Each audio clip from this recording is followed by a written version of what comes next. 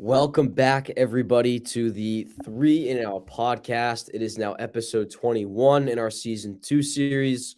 Brett Shaw's always alongside Mike Cicchetti in the left and Pretzel Smoking Ben Pope in the right. Very special guest today in the 3 in Out podcast, making a comeback for himself, Mr. Alex Green. Alex is back on the show. Alex, he's giving his nice little wave in the back. What a gentle human being. But AG is an He honorary has a member. name. He is an honorary member of the Peanut Gallery from last year. he is a member of the Peanut Gallery. Him and Andrew Mahalik. That is true. That is true. Anyways, we are officially done with the divisional round of the NFL playoffs. 8 teams and 4 games. We are down to the final 4 teams moving into championship weekend. We're going to go through each game that recently happened and break it down. Then we're going to go into Championship Sunday and break down each game. Who do we predict will win? And move on to Super Bowl weekend, which is not the first week of February like it normally is. It is that second week now because of the Week 18 schedule. So without further ado, let's get into it. We're going to begin with the first game that happened Saturday afternoon at 4 o'clock. It was the Chiefs and Jaguars at Burrowhead Stadium. Jaguars looked like they were pretty competitive in the first half. They kept it a one-score game for the most part. Unfortunately, Patrick Mahomes went down in the early parts of the game with a high ankle sprain. It was eventually found out to be as. The Chiefs ended up scoring later in the game to put them up 2 scores. And then the Jaguars from there could not complete the comeback. Final score 27-20 in favor of the Chiefs. They move on to their 5th straight AFC title game in the last decade, which is absolutely remarkable. So, guys, just immediate thoughts. What happened in this game? And do we see the Chiefs as a potential threat going forward with the news of Patrick Mahomes? So I think it's easy to say that, considering the injury, the significance of a high ankle sprain that we usually see amongst skill position players or even amongst players in the secondary, this is usually a 4 to 6 week injury that players usually have to rehab from. But Patrick Mahomes is not most players. He was back out in the third quarter after suffering that high ankle sprain and played relatively well. Even when Chad Henne had to come in the backup quarterback for the Chiefs, they then mounted the longest touchdown drive in playoff history for the Kansas City Chiefs, a 12-play, 98-yard drive that ended up in a touchdown. So even with the injury going on, the Chiefs didn't really look like they had anything to really overcome. They had a really good running game led up by Isaiah Pacheco. As always, he's been an amazing feat as he's taken over for Clyde Edwards-Helaire, the main back. A really good game from Travis Kelce, 14 catches, was really good on the first couple drives with Mahomes in, even before he got the injury. So the offense looked really good. They didn't really miss a step when Mahomes left. I think it's going to be something that they do have to deal with. And luckily, the pass protection has been really good for Patrick Mahomes, not only in the playoffs so far, in the one game against Jacksonville, very limited pressures from Jacksonville and their defense, but also just throughout the entire season. He's working with one of the best O-lines in the league. They did that for a reason, to protect their quarterback. Now they're really going to be leaning on that. Both of these teams that are going to be in the AFC Championship really leaning on what their O-lines are able to do. And Kansas City's more dependable. Have to see what they're able to do on the defensive side of the ball. They look decent enough against Trevor Lawrence and the Jags. Really didn't allow anything until the second half of the game. But this is something to keep in mind. But I don't think I'm going to downgrade the Chiefs in any fashion. I think that would be an overreaction. Yeah, I agree with you in saying this. The box score looks closer than it actually was watching the game because the Chiefs had the upper hand even with the injured Mahomes for more than half the game. The Chiefs basically overpowered, which I kind of expected in this game. The Jags just were not remotely close. to the Chiefs level, which was expected. I mean, the Jags had an incredible run this season and even the wild card round of the playoffs. But yeah, the Mahomes injury is definitely concerning. But I mean, early reports are saying it's good. I mean, he's shown significant improvements. I think they announced that even on Sunday. So we will see how he progresses though through the week. But it's definitely something to keep in the back of your mind though.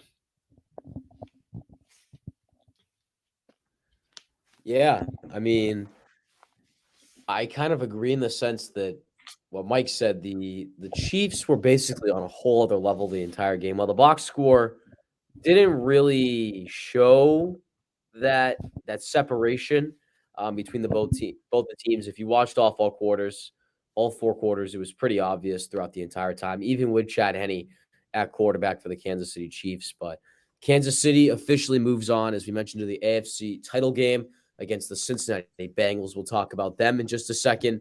But now we move on to that later game that past Saturday night in the NFC between the Giants and the Eagles in Philly. Philadelphia pretty much swept this game all 4 corners. It was a clean whooping. They scored over 30 points on a Giants defense that has been pretty successful this season. This is also the second time, I believe, they've put up over 30 on the Giants this year between their Week 18 matchup and the past divisional round game. So, with that being said, what were our takeaways from this game? Did we expect the Giants to blow this game as much as they did? Or were we expecting Philly to do just as they did so and murder the demon? This was kind of unexpected for me. Not in the sense that I didn't expect Philly to be able to overpower them like they did, because they have before earlier in the year. But I just think there were a lot of concerns with Jalen Hurts, his sprained shoulder that he was going through on his throwing arm, on top of him only playing one game in like a month. So there were some kind of questions about that. The run game and the defense was just no match. Or the Giants, I mean, were no match for Philadelphia. It was just all bad. And Carolina should have extended Hassan Reddick, but they let him walk. Philly took him, and he's been incredible. He has been incredible. Shout out Hassan Reddick, and shout out James Bradbury too. Ben? Yeah, I don't think I really expected anything like this. I thought this was going to be one of the more close games of the weekend and ended up being the biggest blowout. And this Philly team has really demonstrated, honestly, throughout the season, a little bit more in the first half of the year, but that they are able to get out to really dominant leads and not look back from there. I know that they were more of a first half team, at least in regards to games. They get out to really big leagues and they kind of let their opponent get back into it, but they really didn't allow the Giants to do anything in the second half of the game, let alone the first half. So they were able to really run the ball down their throats. That was something that I was really looking for. A big game from all three of the running backs. Miles Sanders got over 65 yards for the first time in like a month or so, got 90. Kenneth Gainwell had a really big game, had less carries than Sanders, but over 100 yards and a touchdown. Boston Scott, the giant killer, he got a touchdown as well. So it was really dominant run game from this Philadelphia team. Jalen Hurts looked good for the most part. He was really, I guess, kept back just by how dominant the Eagles' run game is. So we really haven't seen him be put into a position where he's stressed out since his injury, and that'll be something that will definitely be put to the test against San Francisco. So a little nervous about that and how the pass game develops. I know AJ Brown was dealing with, I believe it was a knee injury during that Giants game, so that's something to monitor. So just a couple concerns with the pass game, but really surprised by how this game went. Just not the same Giants team that we saw the previous week against the Vikings. Is that more of an indication on the Vikings, more of an indication on the Giants and inconsistency? Not entirely sure, but all I do know is that Philly plays really well, and they're making this matchup against San Francisco probably a tougher one to pick, at least for me. Philly came out with a chip on their shoulder too this week because all the talk about how the Giants upset the Vikings, and some analysts were even picking Giants over Philly. I think Philly just wanted to come out and shut everyone up and show them that they're still the top dogs, basically. Yeah, I completely agree with that. I think they went in honestly trying to prove themselves once again as that sort of elite team in the NFC. And I honestly didn't expect it to be that big of a blowout as well. I thought it was going to be a 1-2 possession game at the worst, but yeah, Philly came in and absolutely dominated with the run game. As Ben mentioned, Jalen Hurts looked good, but again, didn't really have to impress anything, especially with how dominant that run game was. And then the defense was the shining part. We talked about that and how it really was a big talent mismatch with Slay and James Bradbury and the lack of wide receiver depth that the Giants have in their wide receiver room. So, pretty expected result there, just a little bit of a further gap in the score than we imagined. But we move on to the Sunday slate now. First game, and probably the biggest upset of the 4 games, especially considering how the game went.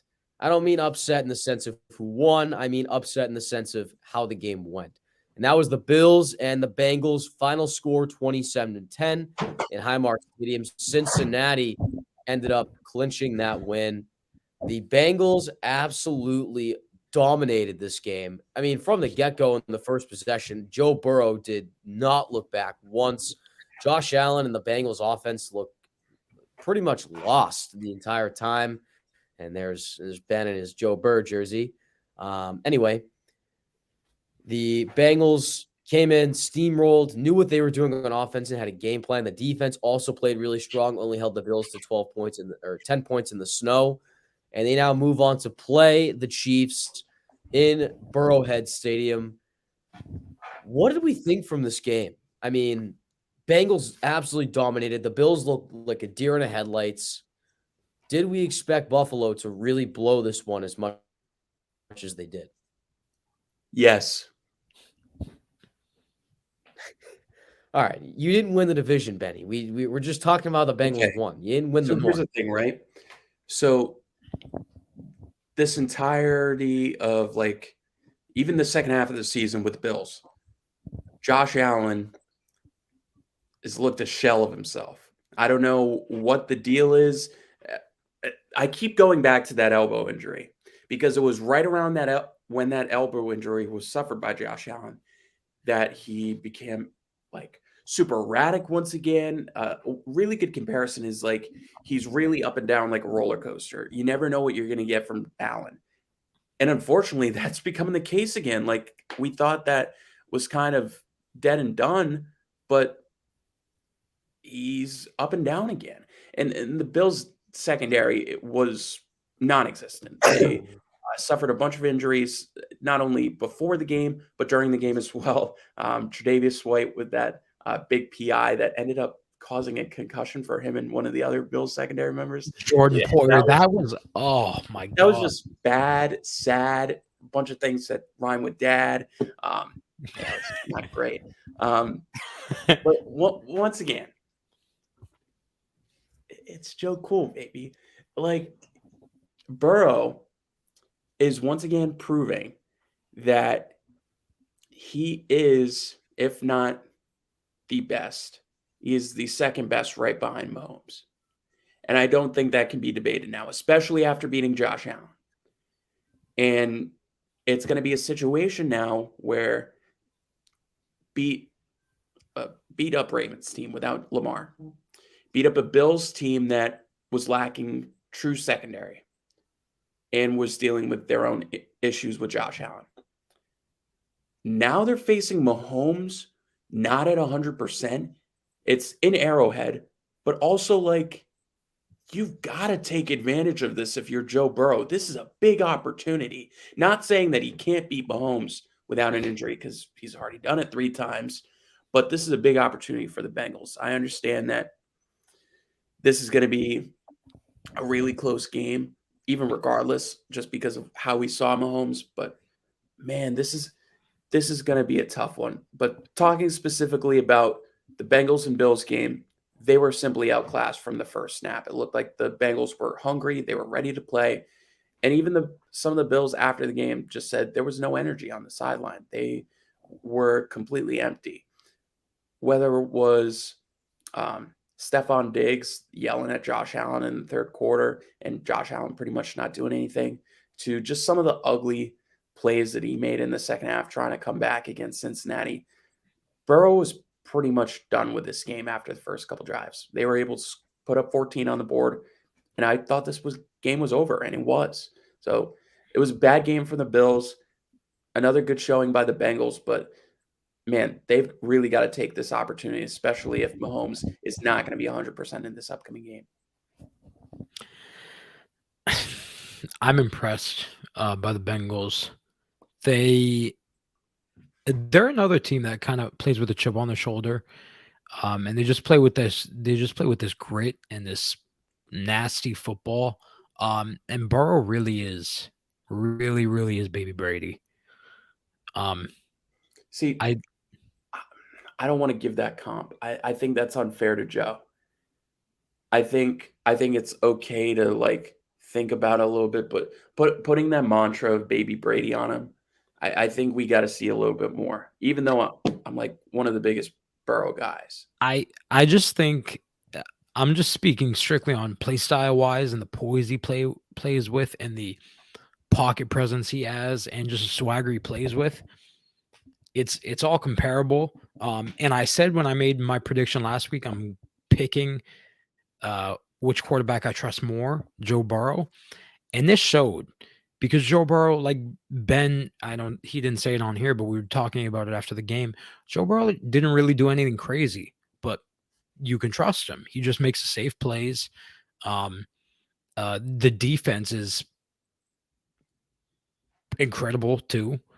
And Buffalo was outclassed in every aspect of this game, which is kind of unfortunate because Buffalo every year they just seem to be poised or look to be poised to want to run, and it never happens. Definitely a very, very disappointing ending to the Bill season, but the Bengals are rolling, and they look scary. Yeah, I've got nothing else to say other than I'm genuinely impressed with Cincinnati. How they came in under the conditions, stayed hungry the entire 4 quarters, and Burrow and this offense never looked back. They scored that first drive and they said, "All right, we're winning this game now."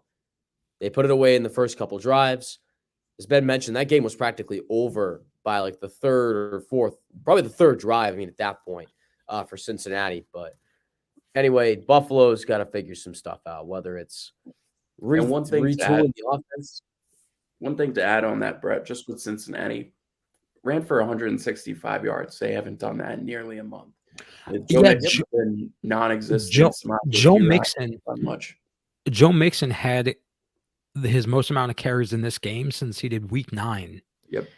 He had 20 carries this game, and he didn't have over 20 since week 9 when he had 22. Crazy. And another thing I want to mention, a lot of teams, and you'll see it in young teams like the Bengals and their kind of pretty young defense. They were up, 17-7 at the half. Usually you're kind of content with that, and you kind of let up a score. They only let the Bills get a field goal in the second half. So they just play constantly, like you mentioned, Brett. They just stay on them, and they just play with – they're just so consistent with their play.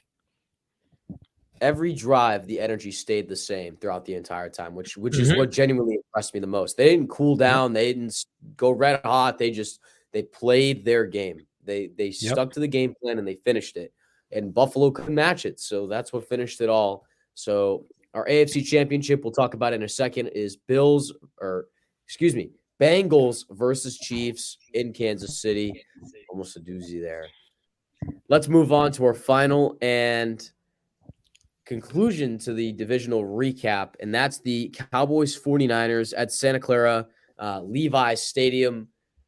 This game was kind of odd in the sense that started out really slow, stayed slow until like the third or fourth quarter, and then San Fran kind of just they finished up strong with their defense. Very big defensive battle between both sides. There was only one touchdown scored between both teams. And like I mentioned, it didn't come until the latter portion of the second half. But final score was 19-12. San Francisco defeated Dallas. It once again takes out the Cowboys from the playoff run, the pain of Dallas fans.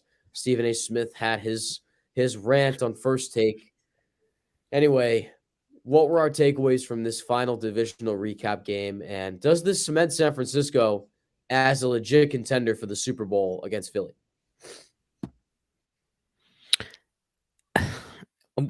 I'll get to that last question after. I was very impressed with how Dallas's defense played. I know their secondary is very banged up, but they have guys who had stepped up great. Israel McQuamu has stepped up. Jaron Curse has been great, and then even Deron Bland has been pretty solid. So I like that from the defense. But I mentioned if Dak comes out how he did against the Bucks, this could be a game, and I think that is true. I mean, Dak looked very, inconsistent. He looks night and day, and you don't really know which Dak you're getting on a week-to-week basis.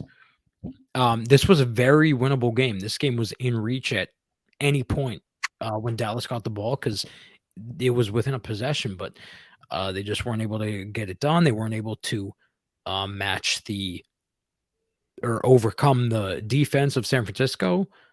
The Tony Pollard injury right before the half was so devastating just because he is getting his bag or could be. But this game was in reach for Dallas, and it's kind of it was kind of painful at times and kind of sad at times to watch. Just because they couldn't match it. But San Francisco they've been rolling too. They have, I believe, the biggest win streak right now. There are like 11, 12 wins, but yeah, pretty sad to see. Sad to see. So let me start off by saying this. The Cowboys should have won this game. Yeah. This is the worst game that the Niners have played probably since October at the earliest. Like this is it was the worst that San Francisco has looked on offense in that long. Maybe since Jimmy G was still the quarterback. And Dallas was not able to take advantage of that at all. The only person that looked truly alive on offense, aside from Tony Pollard before he got injured, was CeeDee Lamb. Like Mike and I were texting at the end of the game. I'm like, unless CeeDee Lamb gets the ball every time and breaks away like he can, Dallas has no shot. And it's a situation where Dak looked phenomenal against Tampa Bay, really good. Just did not come through. And it's not even a situation of, oh, he threw 2 picks and they weren't able to come back from that. No, he threw 2 picks and then didn't do anything to really combat that on offense. That's what he's usually been able to do since he's come back this season. They're averaging nearly 35 points a game when he starts. And that's even with him having that big interception streak that he's had. He's been able to throw picks, but then have comeback drives where he looks really good and really settle the game down and able to put some points on the board. You're not able to do that consistently against a San Francisco defense. Their secondary is way improved than what we've seen in previous years. Their D-line is still great. So you're not able to do that. And you had to rely on Zeke a little bit more without Tony Pollard out there. And he can't truly do that anymore. The only thing that I truly trust Zeke in is 3rd and short and goal-to-go situations. That's honestly it. It doesn't seem like he has the juice to be a starting running back anymore. And we've seen that for a little bit now. But Dallas should have won this game. Brock Purdy looked okay, looked beatable. And that's something that Philly can really take advantage of. But at the same time, I really can't see San Francisco playing this bad in back-to-back weeks. And that's not even that bad, to be honest with you. You couldn't have asked Dallas to play better defensively. They played great, but the offense just could not take advantage. I think the only thing is they were known for kind of similar to what Philly was able to do, known for getting turnovers. They weren't able to get San Francisco to make any mistakes on offense. But again, not really likely to happen. I think the only turnover was the Ray McLeod fumble on the first punt return that they had in the third quarter. Mm. But I think one big thing for Philly is having that turnover luck that they had previously in the season against the Niners. That's going to be huge in this game coming up. Yeah, I think that honestly, I could not ask for anything else out of Dallas's defense. They played phenomenal. Defensive line was consistently putting pressure up on Brock Purdy. Secondary looked pretty decent for the most part, not too shabby. Probably the biggest weakness. And linebacking core, honestly, kept the 49ers run game in somewhat check. I mean, Elijah Mitchell had a pretty prominent role in that offense. Kyle Shanahan's said many times already that he expects Elijah Mitchell to continuously be the 3-down power back and sort of use McCaffrey in dynamic situations. But 49ers end up coming away with the victory, probably their worst game since Ben and Mike mentioned October. They get lucky. They will now go into Philadelphia as the 2 seed and try to take down the Eagles in the NFC title game. And with that, it successfully wraps up our divisional round recap.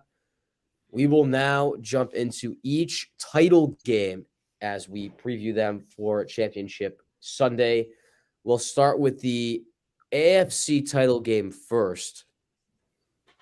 Bengals Chiefs in Burrowhead Stadium.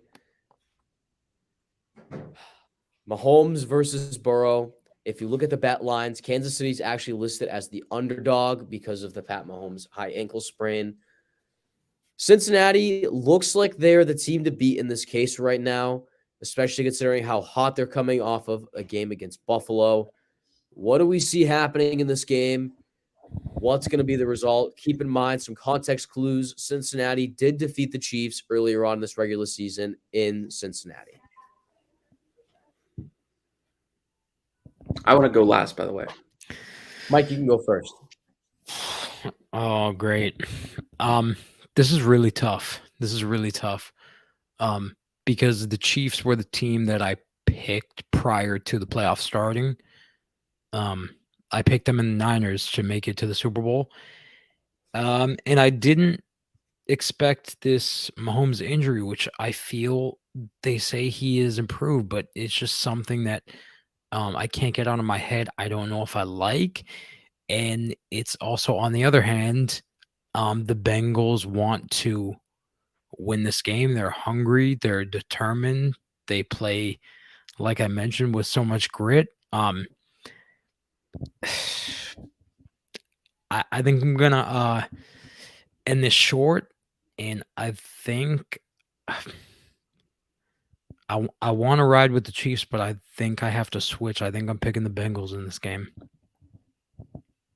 I think I'm going Bengals. Joe Burrow, the way he plays with poise, nothing seems to rattle him. So I don't think Arrowhead's atmosphere will be too crazy for him. I mean, it's definitely going to be a factor, but I just think he is able to play his game, no matter the conditions. That defense is going to come out. Mike Hilton is going to have a lot of. I think they're going to run a lot of design cornerback blitzes from Mike Hilton just to see if they can get to Mahomes. I think he will be. I think they'll have Mahomes kind of limited running because of his ankle. So I think they're going to try to rattle him and get pressure on him a lot in this game. And if Mahomes can't really escape that, I'm taking the Bengals. All right. So we've kind of talked about this a few times already and how I think Cincinnati's main goal in this game is going to be how can we creatively design this defense to make Mahomes think we're dropping back into coverage and allowing him to run. But as Mike said, kind of disguising that look and bringing cornerback and safety blitzes, continuously putting on quarterback spies. I think they're going to bring sort of a more dynamic look than you're used to. A lot of times you see Cincinnati dropping 2-3 corners consistently back in coverage to try and spread out this ball. But I think you're going to see a little bit more of an aggressive look from the Bengals. And I think it's going to work, to be honest with you. I think Mahomes will be fine, but I think fine's not good enough in this case. I see the Chiefs, 15, 20 points in this game, but I think Cincinnati's offense is going to stick to the game plan. I think the run game is going to be strong. I think Burrow is going to come into this game with a whole lot of confidence. If you can't tell already by this trend, I am picking Cincinnati to go to the Super Bowl for the second straight year. I think they're built for it. I think they've got the confidence to do it. I don't see Kansas City winning this game. I'm going with the Bengals. Okay, hold on. Add on to that. What do you mean you don't see them winning it? I don't see Kansas City winning it. What more is there to add? I just elaborate. Fair enough. So, in a surprising turn of events, it seems like I'm the person that has the most faith in Mahomes and Kansas City in this game. I still very much see this, even with this high ankle sprain. I see it as a coin flip. I've seen too much from Patrick Mahomes to think that him being a little less mobile and him dealing with, oh goodness, like the third best O-line in the league, he won't be able to get good enough protection. I think with what we've seen from their run game as of recently, it could be a situation where they could lean on Pacheco and McKinnon, which has been super successful at least over the past like 6 to 8 weeks, and they wouldn't have to have Mahomes be Superman. And I say this, and it would all work out if they weren't playing the guy that's 3-0 against them when he's healthy. And man, Joe Burrow is going to beat him for the 4th time. He's going to be 4-0 against Patrick Mahomes. And guys, we're going to have a conversation on every sports television. Is Joe Burrow the best quarterback in football? He's 4-0 against Patrick Mahomes. Here's the thing. I'm worried about Pacheco, who's a rookie running back. They're going to have maybe Clyde Edwards-Helaire back. I think he was activated off IR recently. And McKinnon. If they're really dependent on Pacheco, I'm really worried that a rookie running back is going to have any success against this game, especially when they're going to be game planning, like you guys said, to really hit Mahomes as hard as possible. They're going to be very tough at the front line. It's going to be very limited to what he's able to do rushing. They're going to honestly have Mahomes try and beat him with his arm. And that's a dangerous game, especially with a defense and the secondary that Cincinnati isn't the strongest. He's got Jesse Bates out there, but not your best cornerbacks are out there as well. I just have too much confidence in the Cincinnati offense, what they're able to do. I think they'll have a good running game.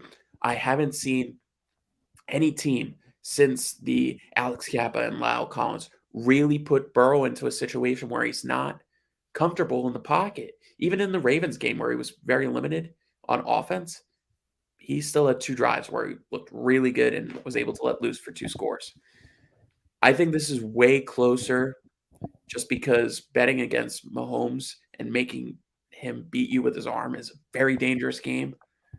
But again, like you guys said, this is a very significant injury for Patrick Mahomes, who's a mobile quarterback. This is a tough situation, and I'm going to completely clean sweep by picking Cincinnati. So it is official. The 3-0 pick for the AFC Championship and to go to the Super Bowl is the Cincinnati Bengals. We will see if this prediction comes to fruition on Sunday.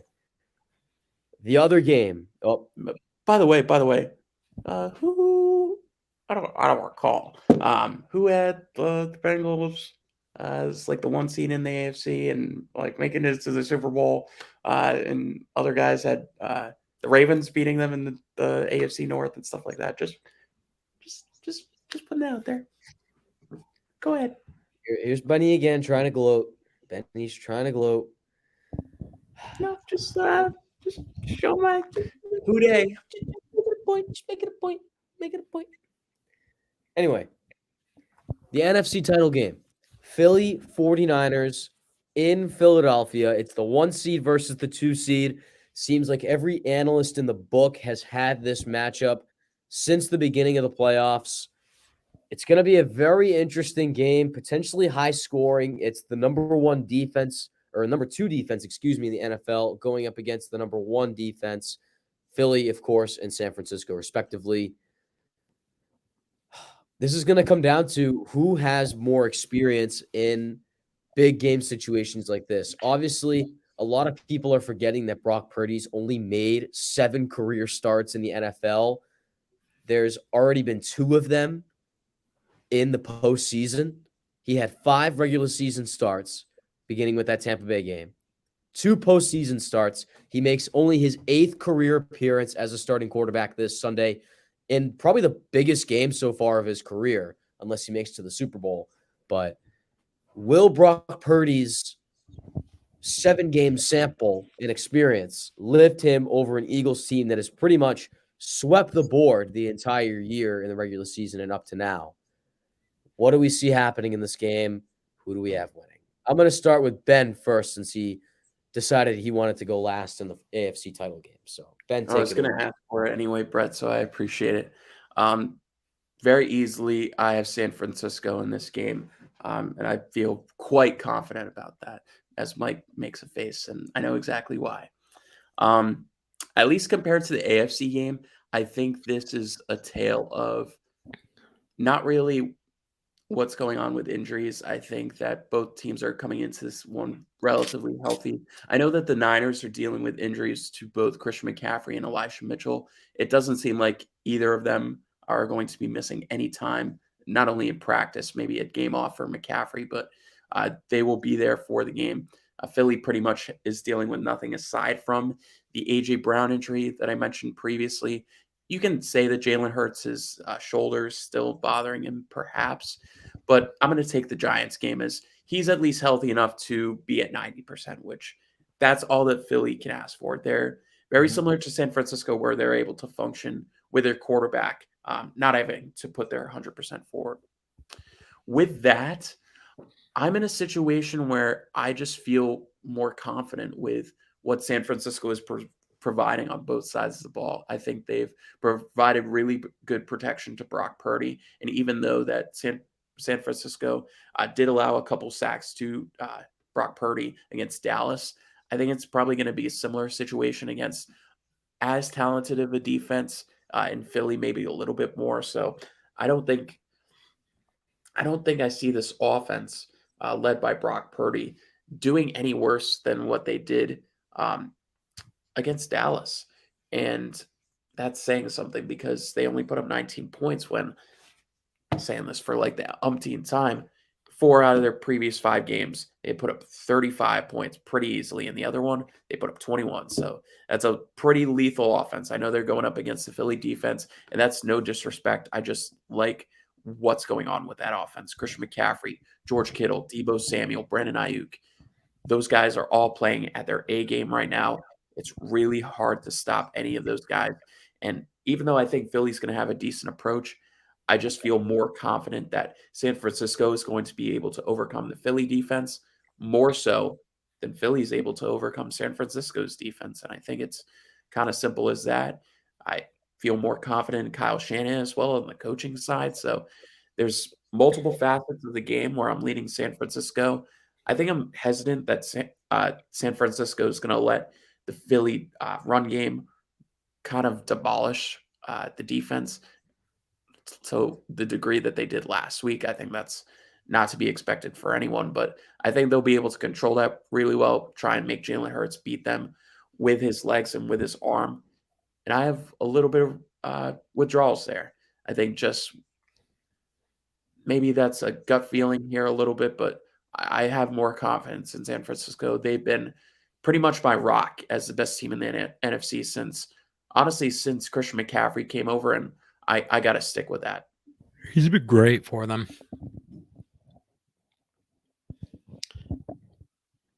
So good. Mike, do you want to go next, or you want me to take it? It's up to you. What do you want? I'll stick with second again. I'm agreeing with Ben. I am taking San Francisco in this game. As no disrespect to Philly, they have put up one of their best seasons in franchise history. They've gotten what? One loss the entire year. Sorry, two losses the entire year. Three losses the entire year. As I slowly recall in my brain. But three losses the entire year. One of their best seasons to date in franchise history. I just think San Francisco's got the better team. Even with Brock Purdy in this situation where he doesn't have as much experience, um, he's in a position where he doesn't have to overexert himself and be this superhero type uh, persona. Patrick Mahomes tried to do it last year against Joe Burrow and it completely flopped in the second half. Tried to be this superhero character and didn't work out. He made a lot of mistakes. Aaron Rodgers, same thing last year in the playoffs. Tried to be this extra person than life. Made a ton of mistakes. Ended up costing him the game. Brock Purdy's just got to go out there and do his thing. He's got the protection on the O-line. He's got the weapons to do it. And honestly, taking a look at how San Francisco's played their defense against Seattle and against Dallas, I'm really impressed on how DeMeco Ryans has been able to shape the looks and the schemes. If you're familiar with the San Francisco defense, they're notorious for lining up their middle linebackers down low on the front five and then immediately dropping them back in coverage. It's fooled a ton of quarterbacks. It's a DeMeco Ryans classic. It fooled Dak Prescott. It fooled Geno Smith. I have confidence it's going to fool Jalen Hurts a little bit. And it's going to play in a factor of how effective can they get the ball out to A.J. Brown and Devonta Smith. I think it's going to play a larger factor down the middle where A.J. Brown's really successful, especially down deep in the middle. But yeah, I think San Francisco's got the better team strategically and schematically wise on both sides. So I'm going to go with the Niners as my pick.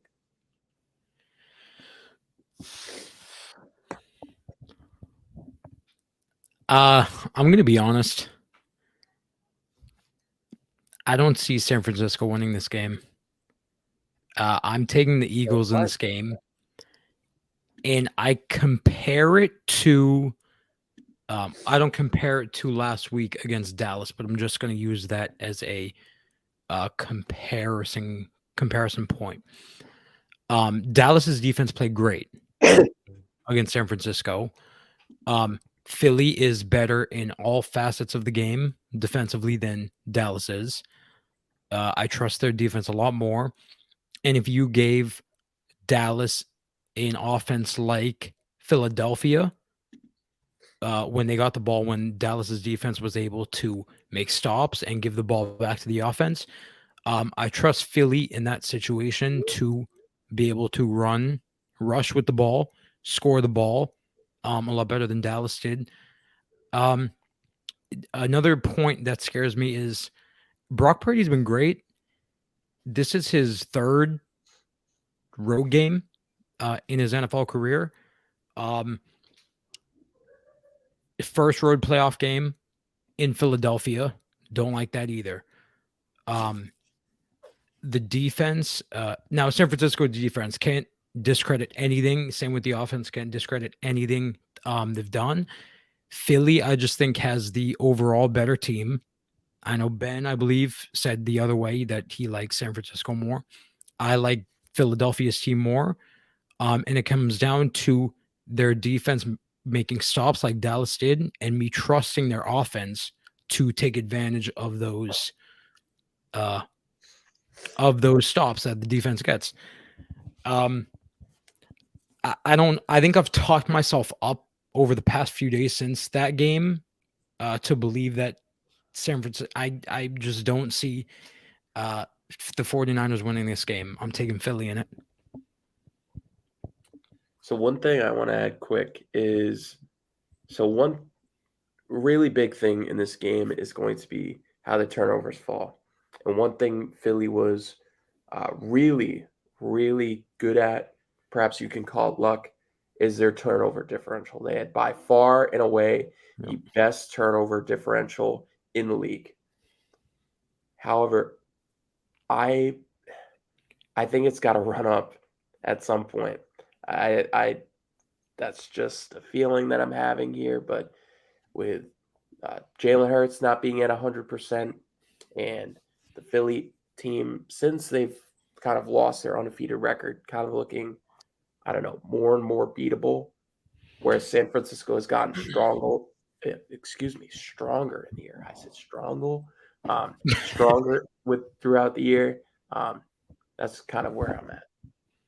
I don't even think the turnovers or the Phillies defense not being able to get turnovers doesn't really matter to me because I trust their defense to make stops. And I keep comparing it to the Dallas game when I think about it, because if Philly's defense can get stops, I trust their offense. Like, I don't trust Dallas's offense. Like, Dak looked bad when he got the ball late. With Philly, they have the rushing attack. I trust those receivers and even Dallas Goedert to be able to get open. And I don't know. I mean, it might be me talking myself up, but I don't see San Francisco winning this game. I get that. I think the only place where I'm a little bit different is I don't see San Francisco having that bad of a game. That was their floor game. I don't think I don't even think they need a bad. I just think they would get outclassed. See, but that's not San Francisco, though. They're never outclassed. The only time they were legitimately outclassed this season was when Jimmy Garoppolo played the Kansas City Chiefs, had zero idea what he was going into as one of his first games back at quarterback for the 49ers. Since then, the 49ers have dominated pretty much every game. Their offenses look stellar. They're now going into this game with probably one of the biggest heads of confidence I've seen them have in a while. I mean, even last year, like, they had somewhat of a confidence level going up against like that crazy Rams defense. But this year, it's just at a whole nother level. I think they've kind of elevated their game, like with experience and Shanahan getting his schemes up to another level. But I don't think it's possible to outclass the 49ers at this point. It's impossible. So that's just me. So Brock Purdy has never played a defense like he's going to on Sunday. That on top of being on the road in a playoff atmosphere in Philadelphia is also where I'm like, has Jalen Hurts played a defense like San Francisco? No, but I would trust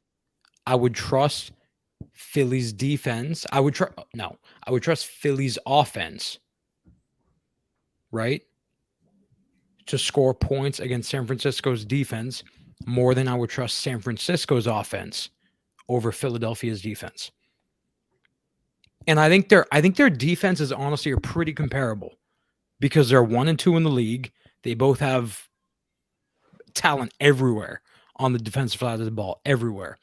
I think they're comparable there, and I like Philly's offense more than I trust Philadelphia's offense more than I trust San Francisco's, which is weird to say because San Francisco has scored 30 plus in all but one game with Brock Purdy. I think it comes down to the on top of everything I said, it comes down to the inexperience in the road playoff game for me. All right. I think with that, it officially wraps up our talk. All good points.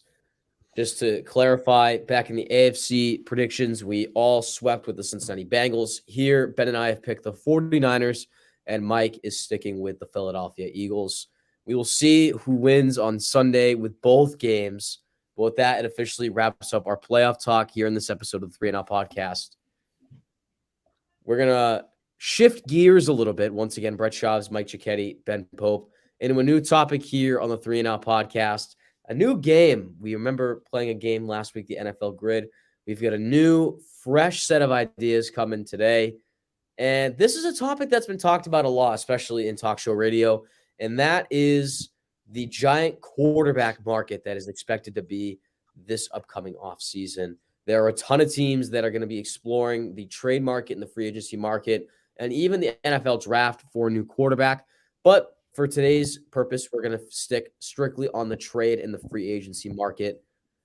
So if I will share my screen here,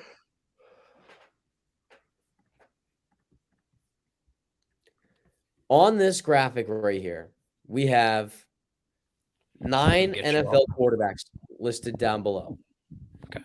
We then have 7 NFL teams listed above that are potentially either looking to switch their quarterback or maybe keep their quarterback the same. Who knows?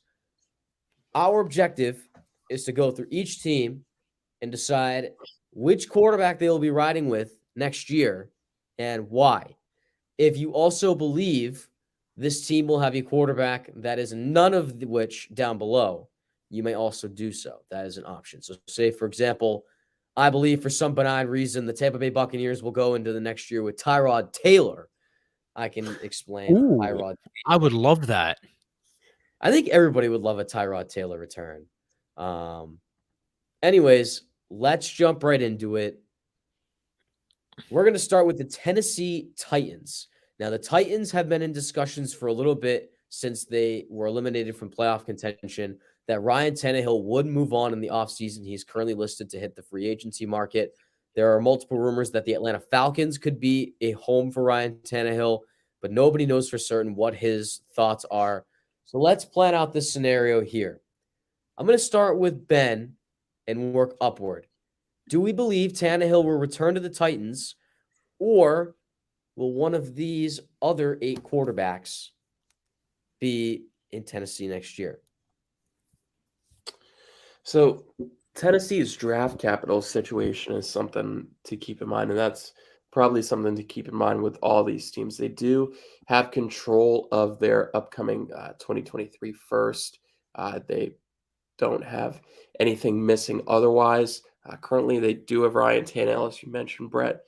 And I think Tennessee is in a situation where they are kind of in win-now mode. They do have some elder statesmen on that team. As long as you have King Henry, I think you have to make sure that you're trying to stay competitive, especially in an AFC South where the only competent team currently is the Jacksonville Jaguars. They are 1 year away from having the #1 pick overall. I know they just went to the divisional round, lost to the Chiefs, but you still have to keep that in mind, even though that the Jags are probably on the up and coming. With that all in mind, I think there's something that kind of draws me in this situation. So GM is out for the Titans. Mike Vrabel probably has more control than he's previously had with Tennessee. I think he's willing to go out and trade some draft capital for another player. Probably only has a couple years left, and that would be Aaron Rodgers. I think that the Titans make sense for Aaron. I think that they provide him a team that would be in a win-now situation. He wouldn't have to be thrown into a division like the AFC West full of tough quarterbacks like Herbert and Mahomes.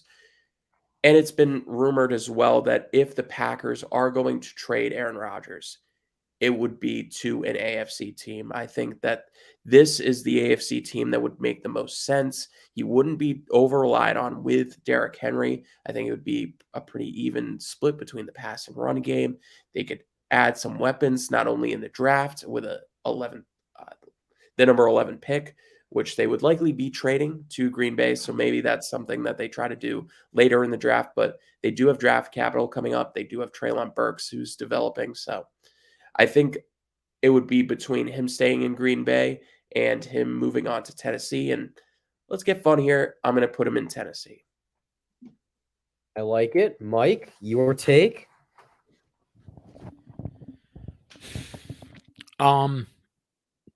Tennessee, I see here as a team that tries to go big on a quarterback, but just can't get anyone. I feel like they all fall in different places. I'll keep mine simple. I think they stick with Tannehill for the year. I believe he has 1 year left on his deal. I think they'll let him play out his contract. with their kind of distrust, it seems, in Malik Willis. So I'll put Tannehill in. Give me Tannehill to Tennessee. And I think they really figure out their quarterback situation following this year, or maybe even midseason. So Mike is sticking with Ryan Tannehill, Ben with Aaron Rodgers. I also believe that the Tennessee Titans are going to go big on a quarterback in free agency. However, I don't think they have as much draft capital as some of the other teams that are going to be in the contention for Aaron Rodgers. I'm actually going to have them keeping Ryan Tannehill in this case. I think they're going to be willing to spend enough money to keep him there for a year and see if they can get one more run out of Tannehill. Worst case Is he under scenario is Mike contract? said. I think he's going to be a free agent next year, if I'm not mistaken. He's got 1 year left. Okay. So they'll stick with Tannehill for that remaining year and then let him hit the market. I'm going to say Tannehill to the Titans. So 2 for Tennessee with Ryan Tannehill, 1 for Tennessee, Aaron Rodgers. This is an interesting start already. Next up, the Tampa Bay Buccaneers. This is an interesting situation. So to preface, Tom Brady is the current quarterback. He is scheduled to hit free agency this offseason as an unrestricted free agent. There is many speculations that Tom Brady will leave Tampa Bay after the result of this year. He thanked the press in his last postseason or last post-game press conference for all the stuff that they do.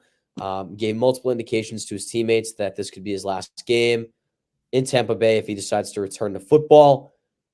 What's going to happen in Tampa Bay? I am actually going to start this one out. I'm going to say Tom Brady moves on from the Buccaneers, and I'm going to go with a different quarterback here in Tampa Bay. I'm going to go with Jimmy Garoppolo actually going to the Buccaneers. I think this is going to be one of those tweeny years for Tampa Bay where they're really just going to have to figure things out and start to go through the troubles of salary cap issues. I think with Mike Evans and Chris Godwin and all these guys on defense, you're going to have to pay eventually. It's going to turn into some pretty tough times in Tampa Bay. You can't afford to keep Brady around much longer as far as contention goes. I think they're going to let him walk to somewhere else. He's already expressed interest on the West Coast. So I'm going to go with Jimmy Garoppolo on Tampa Bay. I think it makes too much sense. And yeah, Jimmy G to Tampa Bay. I take it I'll go next. Thank you, Brett, for your great hosting. Not. No, you're great. Oh, You're great. whoa. Yeah, I mean, I see Jimmy G and Derek Carr kind of in the same light. I think if a team wants one and can't get one, they'll fall back on the other, whoever a team likes more. Just to be different, put Derek Carr there for me. I also like this as well. And I have no other reason besides just throw someone else beside. Oh, you're moving the field, bro. Hey, the field's there. We're good. My goodness. Ben? So just because I don't see the Miami Dolphins on the graphic, I'm going to say that Tom Brady stays in Tampa Bay.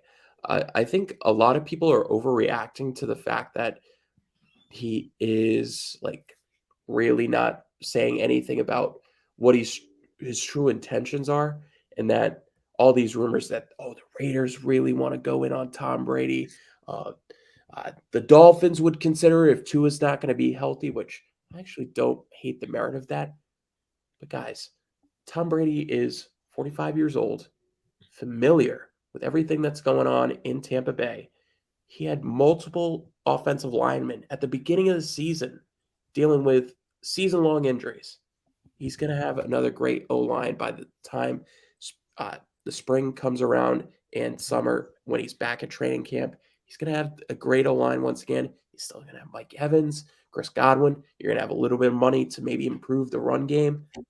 This is still a really good Tampa Bay team. I think it would be really sporadic if Tom decided to go somewhere other than Tampa Bay, except for perhaps maybe the New England Patriots. I'm just going to throw that out there. But Tom is someone that is very much in his regiment. I believe he's going to stay in Tampa Bay. Okay. I like this pick. It is a very strong potential. Again, Tom Brady, unrestricted free agent. We'll see if the Buccaneers re-sign him. He's got about maybe 1 or 2 years left. Who knows? It's Tom versus time.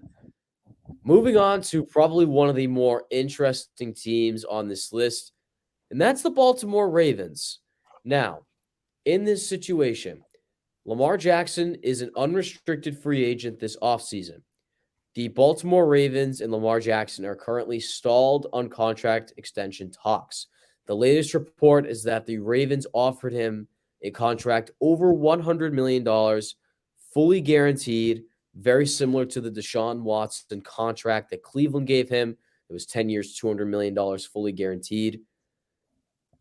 This is getting into a step of the right direction for Baltimore, but is it enough to keep Lamar Jackson around for the Ravens? Mike, you're starting this one out. Does Lamar stay home in Baltimore, or do the Ravens Costa go somewhere else? Baltimore has built this team up for the past 3 years in Lamar's favor. Do me a favor and throw Lamar there for me. If they do anything else or moving backwards, he's proven that he is their guy. I mean, like I mentioned, they've built their team around him for the past few years. I think they should pay him.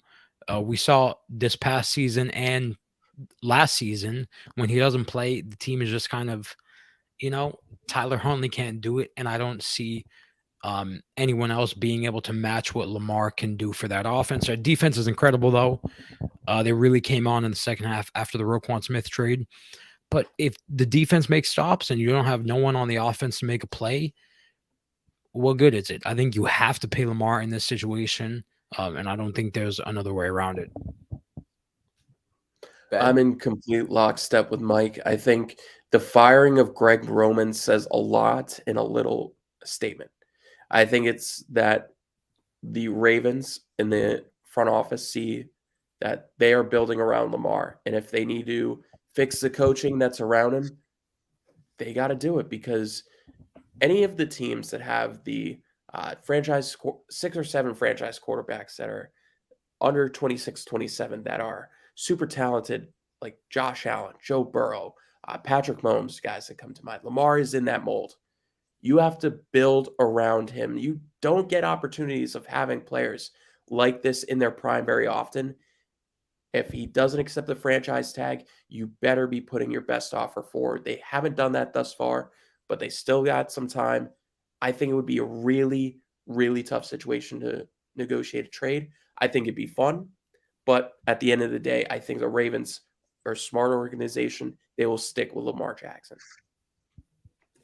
I'm going to complete the sweep. I very much agreed with Ben, and I'm going to bring it up again. I think the firing of Greg Roman basically says what the Ravens' intentions are, and that is they're going to find an offense that fits Lamar and that he really enjoys, and try to put themselves in the best position to bring him back. They already said they're going to give him a big chunk in the say of this new offensive coordinator to replace Greg Roman. And Eric DeCosta already came out with that contract offer over $100 million, fully guaranteed. And it goes to show the steps they're willing to take to bring Lamar back. I think this offense would be very much in a shell without Lamar Jackson, considering the way it's built. So I think Lamar will return to Baltimore. I think the talk is a little too much. And yeah, a clean sweep for the Ravens. Moving on, it is the Los Angeles Rams. The Rams were in a doozy this year, very much regressed after a big Super Bowl win last year. They lost Matt Stafford and Cooper Kupp about halfway through the year due to neck injuries and leg injuries to Cooper Kupp. Now it kind of brings up this question, will Matt Stafford potentially retire? This neck injury was something that was reoccurring last year, and it's very much a questionable decision for Matt Stafford. He's already gotten to a point in his career where injuries have been a big issue. And they've almost cost him his career a few times in Detroit. So the question is, will they keep Matt Stafford, Or do they go in another direction? Do they bring back Baker Mayfield, who they signed about 3/4 of the way through the season last year? Do they bring in somebody else? Or do they take another risk with Stafford? What do we think? I'll let Ben go first. Well, he's not on the graphic, but just put Matthew Stafford back up there. Sean So- McVay is back with the Rams. Aaron Donald is back with the Rams. That means Matthew Stafford will be back with the Rams. I think there was a chance that if one of those two guys, in McVay and Donald, did not come back, maybe there was a situation that the Rams would entertain trading Matthew Stafford. But you put the house up there. The Rams have already traded the house for Matthew Stafford and the players around him. So they have nowhere to go except for keeping Matthew Stafford. No reason to go against him. He was dealing with an elbow injury for the time that he did play this year. I have no concern about Stafford. I think that the Rams will keep Stafford. And maybe if you want to put Baker in there, because maybe he stays around as their backup quarterback, that could be a situation. But Matthew Stafford will be the starter. And just make this simple. Make it simple. But give me the Black House too. Let's just make it 3 black houses. How's that? Because I'm going with Stafford as well. That's perfect. Long story And short, why is Baker Mayfield, Justin Fields, and Tua in this graphic, but no Matthew Stafford? And then you put him with black houses, bro. it means they're staying home. They're sticking with their home guy. I don't know. Oh, okay. He just came up with that on the spot, Mike. It sounded good. Yeah. All right. So clean sweep for Matthew Stafford, sticking as the starting back or quarterback in LA. The Green Bay Packers. There has been a lot of talk in Green Bay the last couple of days. The latest news being the Packers are exploring trade talks, or at least willing to, for Aaron Rodgers. They will only trade him strictly to the AFC. They will not trade him to the NFC. Top teams already being named are the Raiders, the Jets, the Titans, teams of that nature that are looking to win now but need that last step. Who do we see the Packers quarterback being next year? Is it Aaron Rodgers or is it somebody else? For their own sake, it's got to be Jordan Love. For their own sake of just getting rid of the headache that is Aaron Rodgers. My God, why are you putting a heart? Like what? It's love. Is it It's love. Oh, Jordan Love. okay.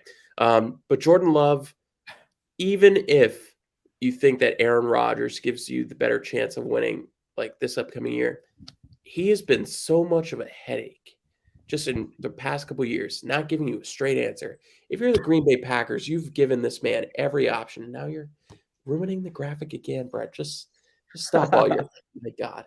I think the Packers still will have a decent shot of winning with Jordan Love as quarterback. We saw that the Vikings have a lot of stuff to be working on. The Lions are close, but the Packers already have a really good roster. I think Jordan Love would be able to handle it very decently with the coaching of Matt LaFleur and the coordinators that they already have. I think it would be a smoother transition than a lot of people would think. Obviously, we need to see a little bit more out of Love, but he's only got, 1 or 2 years left on his rookie deal, so it wouldn't be like a lot to that, especially with a team that doesn't have like a super close ceiling.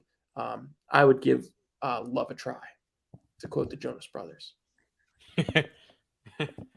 I'm gonna go next and pretty much ditto Ben. I've been on this since the Packers were eliminated. I think Love's their guy at this point. Aaron Rodgers has got to go. He's a cancer. You don't know what the answer has been for him the last 2 years. Straightforward. If your franchise quarterback who you just gave $200 million to is not willing to say straight up that this is my team and that he has a better chance of winning MVP over a Super Bowl, I'm sorry. Get him out. Trade him. Do whatever you can to get him out. I have not been a fan of him the last few years. I think they're better off with Love. He showed some really promising signs in the times that he played this year. I'm going with Jordan Love. And I think an important thing to keep in mind here is not to cut off Mike here, but Aaron Rodgers is going to be welcomed by any team that brings him in. Don't doubt that. and he is still, his name still presents enough that he is going to be a driving factor in a team's success. Aaron Rodgers is. But the Packers have dealt with this for so long. I feel like they're the only team that really deserves the opportunity to just move on. I think it's something that has really set its course. It's very similar to what happened with Brett Favre. That's why I didn't want to put Aaron with the Jets. But yeah. Mike? I think the Packers stay with their guy, their in-house guy, and I also agree. It'll be Jordan Love. I think this is actually a perfect time to change things up and move forward with Jordan Love as your quarterback going forward because you'll be acquiring about 2 first rounders, maybe more. Jordan Love has been the backup for 3 years. He has 1 more year plus a 5th option, so you have 2 years of Jordan Love starting to see if he is your future for the team. I think this is a perfect opportunity. I think 2 years starting gives you more than enough time to see if he is the guy you want to pay and move forward with. And I don't think they can afford to wait, really. I think they need to do this, make this move now. In being cautious that Aaron Rodgers, I mean, we're just 1 year removed from him being a back-to-back MVP. But he showed regression this year after Devontae Adams left. If he does it again this year, his trade stock or his trade value is going to fall even more. You're going to do it now because, like Ben said, Aaron Rodgers' name still holds a lot of weight, and there are going to be a lot of teams that'll give up the house for him. And I think there's a perfect little refresh for Jordan Love. I think he's shown you enough promise in the games he's played, and he's played every start. He seems to get better and better. And I mean, he's been the backup for 3 years, so give Jordan Love the keys now. Give him a little Romeo Dubs action and Christian Watson. Beautiful. All right, so it seems like we're favoring Jordan Love as the new guy in Green Bay. Moving on, 2 teams to go already. The Vegas Raiders. They've already pretty much made it clear that Derek Carr is gone. Carr pretty much came out on social media publicly and said his goodbyes. He's going to be no longer with the team. And Vegas is actively exploring trade options for Derek Carr this offseason. I'll go ahead and start this one out. I'm sending TB12 to Vegas. I think this is a match made in heaven. Tom Brady reunited with Josh McDaniels in a West Coast team that is looking to sort of find its synergy again. I think a matchup with Brady and Devontae Adams is too much to pass up on. The only concern that I have is that as of most recent, it came out that Vegas said that they are willing to actively shop a lot of their veteran pieces in order to shake up their roster a little bit. Those include Hunter Renfrow and Darren Waller. So if they were to keep those guys, I think Brady comes to Vegas. However, if they do shop Renfrow and Waller, I do think that Vegas will go in a different direction other than Tom Brady. I guess I'll go next. The Raiders are a team I see being aggressive in pursuit of Tom Brady. I think Tom Brady is going to retire, in my opinion, so I'll move forward with that thought process. They're moving from Derek Carr, and Jimmy G has history with Josh McDaniels, but you don't want to get the same mold of Derek Carr, and I don't think there's another free agent enticing enough to really move the needle a lot. So I think they go fresh, and I think they'll go in the draft and say CJ Stroud. I don't know what you're going to put for that, but give me CJ Stroud or sure draft the little draft tag. I think they'll move for the draft. I think they want Tom Brady, but Tom Brady going to the AFC West and having to play Denver's defense and Kansas City's defense, who's much improved, and the Chargers defense, who will be improved for a third of the year. I think that's going to be a lot for a 46-year-old quarterback on a team that would need to make a lot more improvements than the Bucks did when Brady went there. The Bucks were basically win now. I mean, they won the Super Bowl the first year he was there, and they had the pieces. They just were that one quarterback away. The Raiders, I don't see being in that same boat. Their defense needs to make a lot of strides of improvement. Their offensive line needs to get a lot better.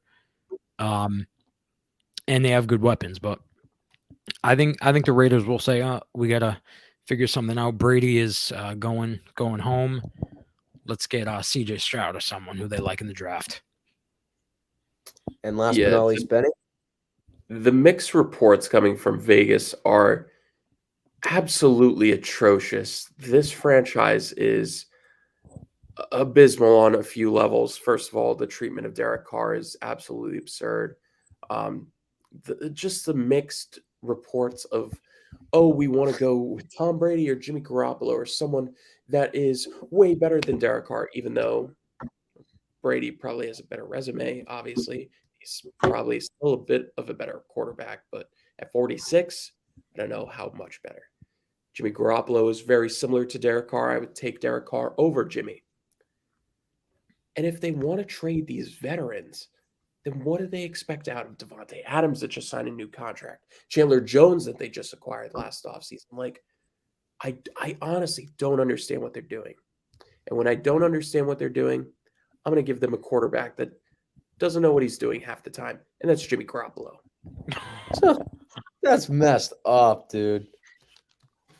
Jimmy Garoppolo, for some reason, that was one of the first reports that came out that they were going to go very heavy towards Jimmy Garoppolo. Well, the man can't stay with a pass throwing inside the end zone, so or back outside of the end zone. Excuse me. For some reason, they see this as an upgrade over Derek Carr, which I don't know if I agree with. But it's in a situation where they have completely cut ties with Derek Carr. I think if they drafted a quarterback, they would be setting up for failure because you're in a situation where you're playing Mahomes, Herbert, and the shell of Russell Wilson 4 times. So that would be a lot. So I'm in a situation where I think Garoppolo is relatively easy to acquire. We know the Niners aren't going to ask for too much, considering what they asked last offseason. So I think a deal can get done. And man, they frustrate me so much. I liked the Raiders last year and what they were able to do. It is unbelievable what a year can do for a franchise. Yep, you're absolutely right. All right, so Brady, CJ Stroud for MC, and Jimmy Garoppolo for Ben. Moving on, the last team, the New York Jets. Also a team that made it pretty clear they're done with their supposed franchise quarterback in Zach Wilson, benched for Mike White, Chris Strevler, Joe Flacco, whoever the Jets decided to throw out that week. But they made it very clear as well that they are going to be extremely aggressive this offseason and going after a quarterback. I'm going to give the privilege to Mike here again to start it out. Mike, who is your quarterback next year for the Jets? I think this spot is a match made in heaven for Aaron Rodgers. The Jets are the only team that really makes sense to me. I mean, I think a few teams like Ben mentioned, Tennessee, I think will be right up there.